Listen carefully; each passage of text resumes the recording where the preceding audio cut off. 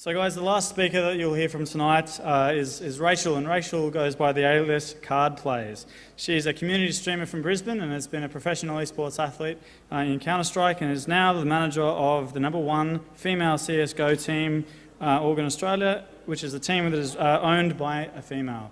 I'd like to welcome Rachael to the stage to give you a bit of an insight of what that is like to be managing a CSGO team. Thanks.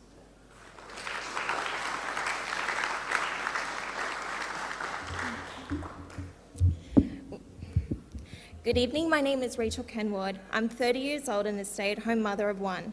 I stream part-time on YouTube gaming to over 35,000 subscribers, and I also manage the top female CSGO team in Australia, Kings Gaming Club. Growing up playing video games was my way of bonding with my father. It was something that both of us enjoyed, in particular shooter-type games such as the Doom franchise, Halloween Harry, and Duke Nukem. In 2007, my friend told me about an online game called Counter-Strike Source. He helped me set up a Steam account and download the game. I spawned in holding a pistol ready to play, but then I could hear people talking in game, actual real people. This was something I'd never experienced before, so I was excited at the possibility of being able to communicate with other people online while gaming. I went out the next day and purchased a cheap headset with a microphone just so I could communicate back.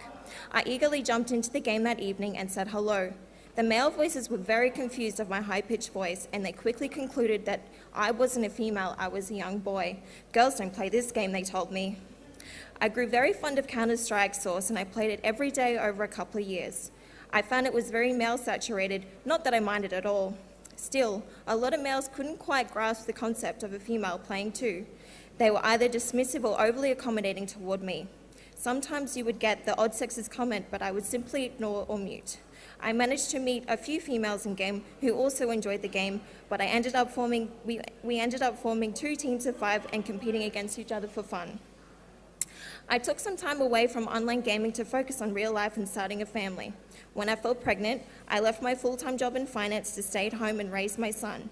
I found myself getting rather bored while he was taking naps. Needing something to do, I decided to download Steam on my laptop and play some games to pass the time, which instantly reignited my love for online gaming.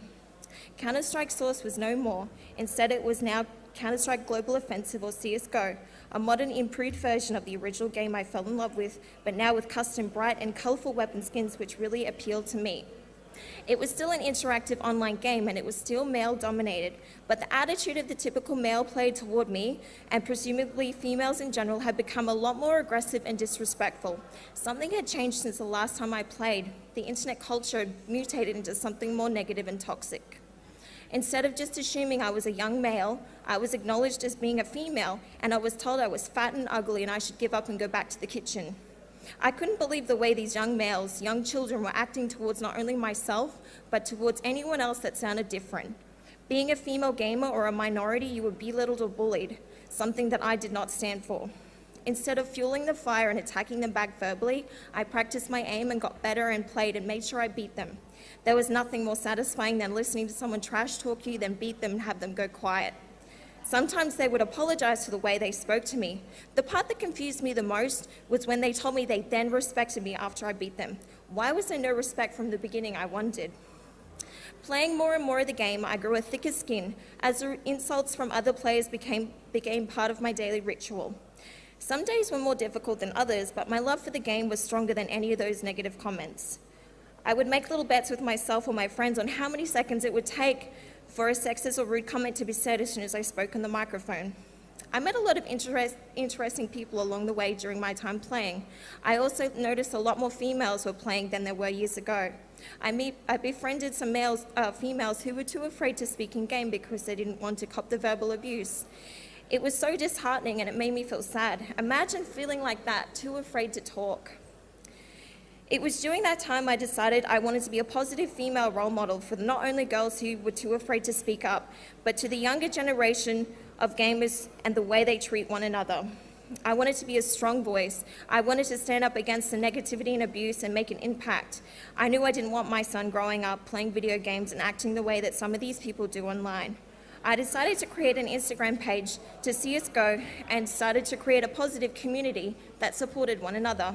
It grew to over 20,000 followers who all shared the same love for online gaming.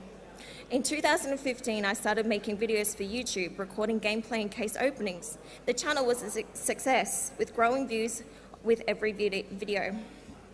Several months later, a friend suggested the idea of live streaming to me, where the everyday person could video themselves playing games to a live audience.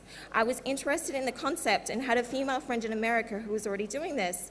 I would tune in every day and watch her, and it looked like a lot of fun. I wanted to do it too. But the internet speeds in Australia simply weren't good enough to do so. I knew faster internet speeds were being introduced across the country, and this was my opportunity to stream. So while I was waiting for that, I figured I would continue to work on my Instagram page so that when I was able to stream, I would have an existing audience to advertise myself to. NBN was getting rolled out slowly, my son was getting older, and I was at a crossroads. Do I go back to my full-time job in finance, or do I follow this newfound dream I have in streaming and see what happens? I decided to go with my gut and try my hand at streaming. Even if it goes nowhere, at least I know I gave it a shot, and I can always go back to finance, right? Be fearless in the pursuit of what sets your soul on fire. NBN was getting introduced to various parts in Brisbane. I decided it was time to pack up and move to a property that had NBN so I could open up the door and begin my pursuit of happiness. Every night I put my son to bed, I would get ready, turn on my computer, set up the webcam, and stream Counter-Strike Global Offensive to an audience. There was a lot of support from viewers who really enjoyed watching me play CSGO and were able to interact and connect with me in a live environment. I started to create a close-knit community who would join me every night to spend their time watching me play games. Some of them also wanted to support me financially, donating and supporting to help cover costs that would improve the quality of my stream. With donations, I was able to upgrade my streaming setup and also give back to the wider gaming community. I was also able to attend IEM Sydney, the largest esport event in Australian history, as well as be asked to participate in charity events and other big-name streamers aiming to raise money for sick children. Not only did my community help fund my trip interstate, they also supported the charity stream, which raised over $20,000. The support has been overwhelming at times. Having people believe in me and my dream and what I stand for, and having them tune in every day as I go live is an amazing feeling. I pride myself on having streams that are positive, funny, and family-friendly. The most rewarding part for me is when I receive a message or an email from a young female viewer who tells me I'm a role model for them and they want to be like me when they grow up. It fills me with so much pride and happiness. I feel like I'm doing something good for this gaming community, and as unpredictable as the future may be, I'm so glad I took the opportunity to follow this path instead of going back to a job that made me truly miserable. I met some amazing people along this roller coaster-like journey, especially since transitioning into content creation.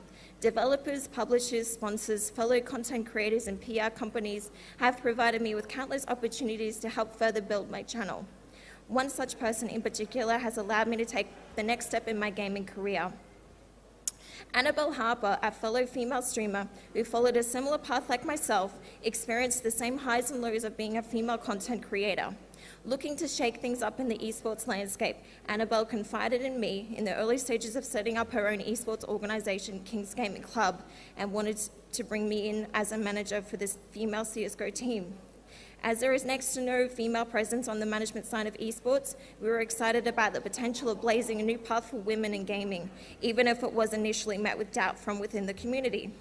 King's Gaming Club currently consists of male and female CSGO teams, and the male team is in Shanghai as we speak after their success at the recent Australian qualifiers. The female team are dominating their league, currently undefeated, and on their way to Perth next month for the WPGI finals.